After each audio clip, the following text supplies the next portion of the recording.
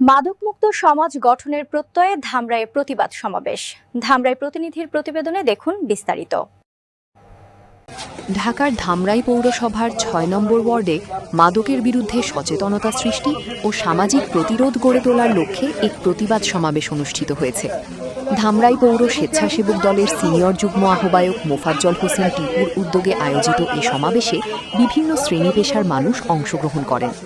সমাবেশে প্রধান অতিথি হিসেবে উপস্থিত ছিলেন ধামরাইয়ের নির্বাহী ম্যাজিস্ট্রেট। এছাড়াও এলাকার গণ্যমান্য ব্যক্তিবর্গ, আলেম উলামা, জনপ্রতিনিধি এবং বিপুল সংখ্যক সাধারণ মানুষ উপস্থিত ছিলেন। বক্তারা বলেন, মাদক শুধু একজন ব্যক্তিকেই নয়, একটি পরিবার ও সমাজকেও ধ্বংসের দিকে ঠেলে দেয়। বিশেষ করে যুব সমাজ মাদকের ভয়াবহ ছোবলে বিপথগামী হচ্ছে।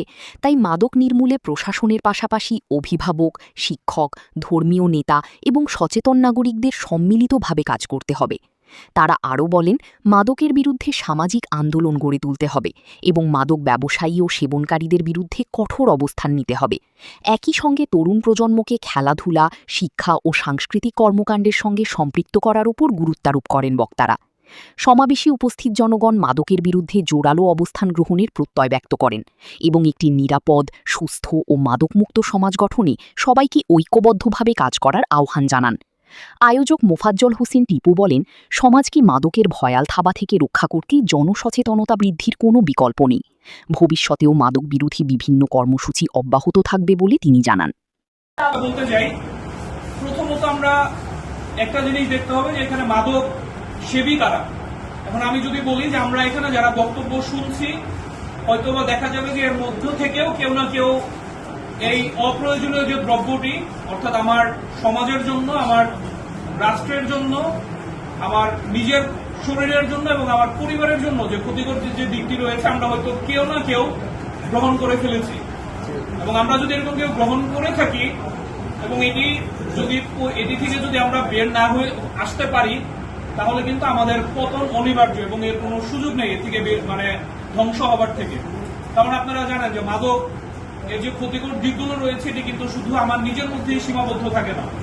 হয়তোবা আপনার সন্তান মাদক নিচ্ছে না, এই জন্য আপনি নিজেকে একটু নিরাপদ বোধ করছেন। হয়তো আপনার পাশের আপনার কোনো এক প্রতিবেশী, কোনো একজনের সন্তান হয়তো মাদক নিচ্ছে এবং আপনি নিজেকে নিরাপদ বোধ করছেন যে আমার সন্তান মাদক নিচ্ছে না, আমার সন্তান ঠিক মতো স্কুলে যাচ্ছে। কিন্তু আপনারা এ থেকে আপনার নিজের সচেতন বা নিজেকে নিরাপদ ভাবার কোনো সুযোগ নেই। কিন্তু দেখা যাবে যেই ছেলেটি বা যে মেয়েটি মাদক নিচ্ছে, সেই কিন্তু শুধু মাদকের মধ্যেই সীমাবদ্ধ থাকছে না, সে পরবর্তীতে কি করছে, আপনার চুরি করতেছে, ছিনতাই করতেছে, অথবা এমনও হয়েছে যে মাদক ব্যবহারকারী যারা, এদের কিন্তু আসলে হিতাহিত বোধ একসময় কিন্তু সম্পূর্ণরূপে হারিয়ে ফেলে।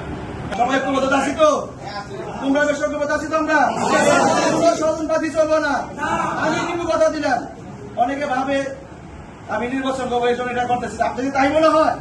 নির্বাচন করবো, এখানে ওয়ার্ড বিএনপি সভাপতি সহ আরো অনেক নেতা আমরা ডাকছি।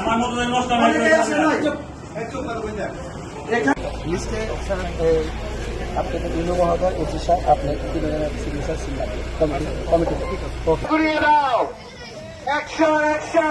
মাদকের বিরুদ্ধে